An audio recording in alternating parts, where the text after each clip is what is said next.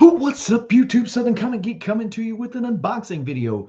As the title states, 1 year in the making. That's right. It only took me 1 year.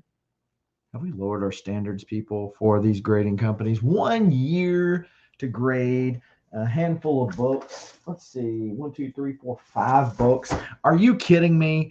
1 year to grade them. And if I had not called and complained and finally got a hold of the right person, would I even have gotten them by now? Well, we don't know. We'll talk about it and show the books and the grades in just a moment. So you know the drill. Stay tuned for the video.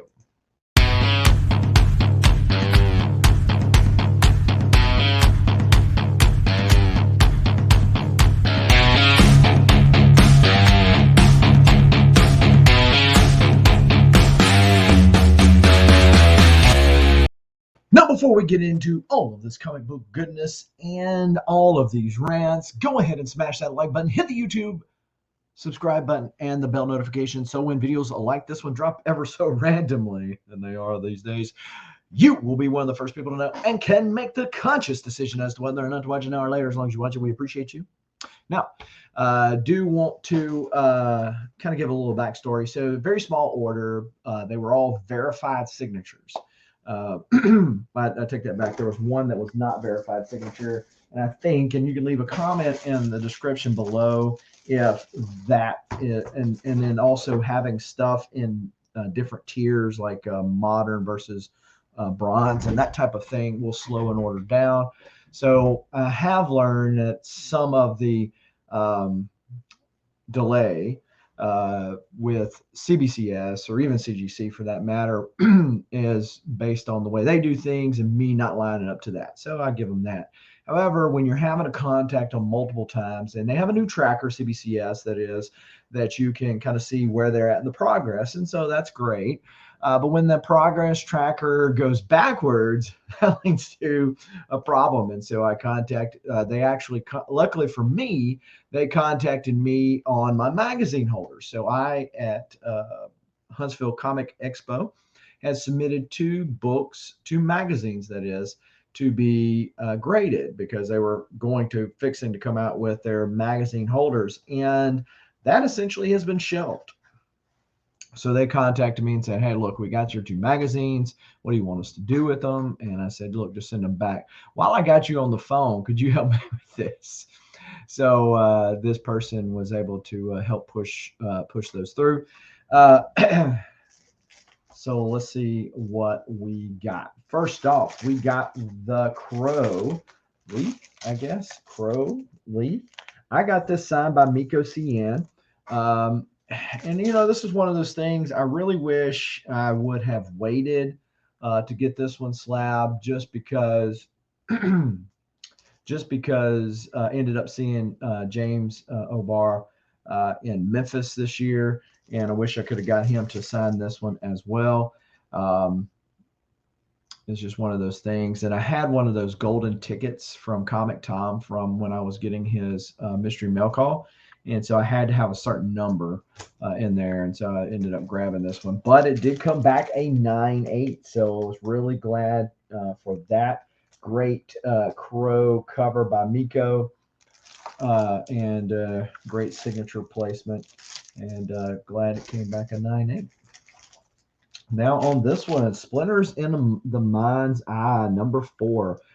Darth Vader and Luke Skywalker cover. For those of you who know, not too long after Star Wars, the original, came out, or Episode 4 as we know it, they released Splinters in the Mind's Eye, done by Alan Foster.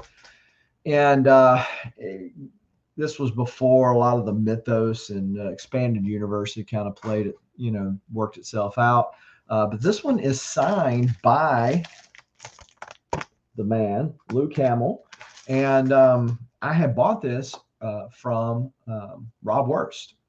So I bought it from Rob Wurst, and he had gotten these personally signed by Mark Hamill at some con or something that he was at. So got it pressed and came back a 7.0 white pager. Would have loved better, but I was kind of expecting that grade, so no big surprises there on the grade. I was glad that they were able to verify a signature, because if you remember on my last video, I actually had one come back that was not verifiable. So that was the first time that had ever happened. So and people tend to change their signature over the course of years. So I don't know what all goes into verifying one way or another that it is indeed the OG signature.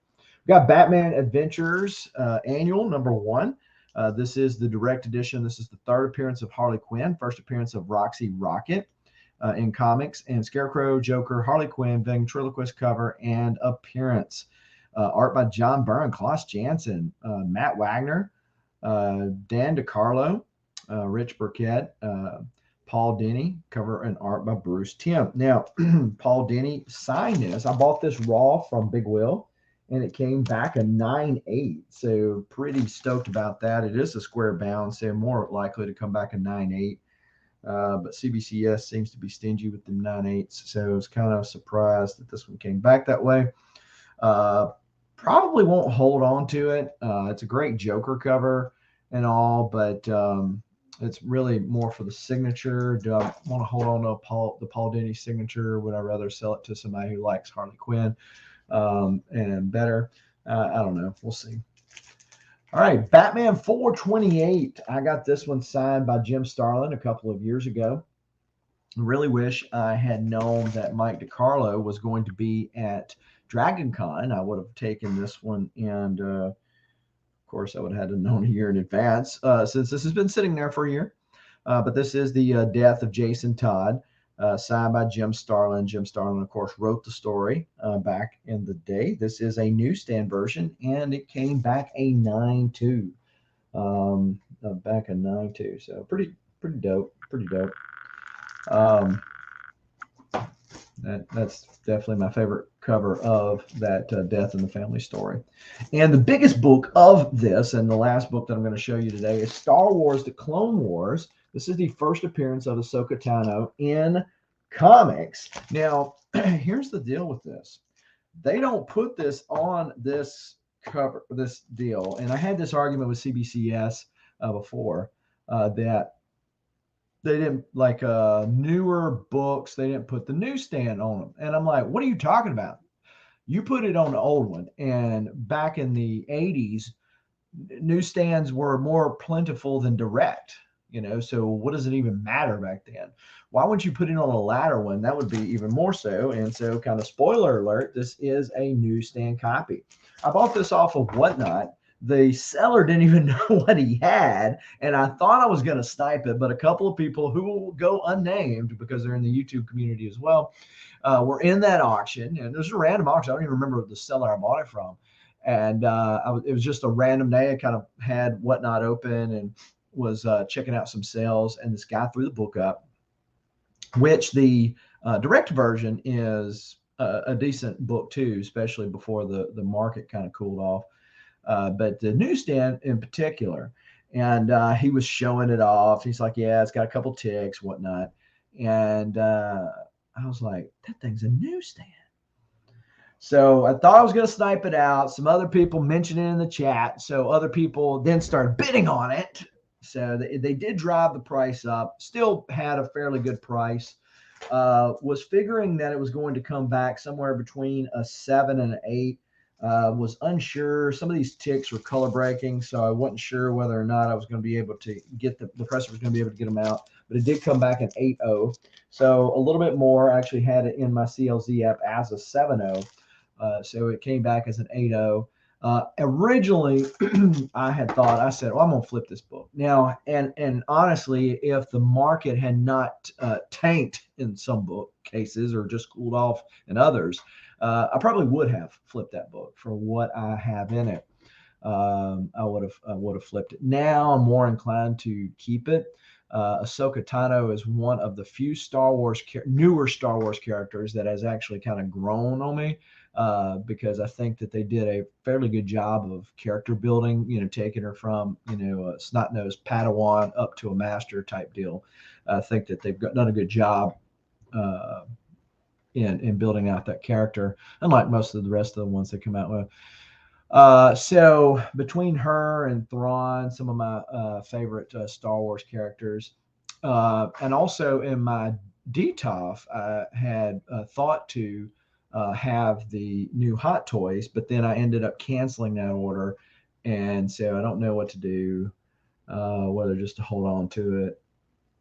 Yeah, kind of undecided on that one too. But there you have it. There's the CBCS order, and it took all of 1 year with some cajoling. So let me know about the books. What do you think? And leave some comments down below. Do appreciate those of you who watch the videos, whether I'm super active on YouTube these days or not. And until next time, keep reading, keep collecting. Adios.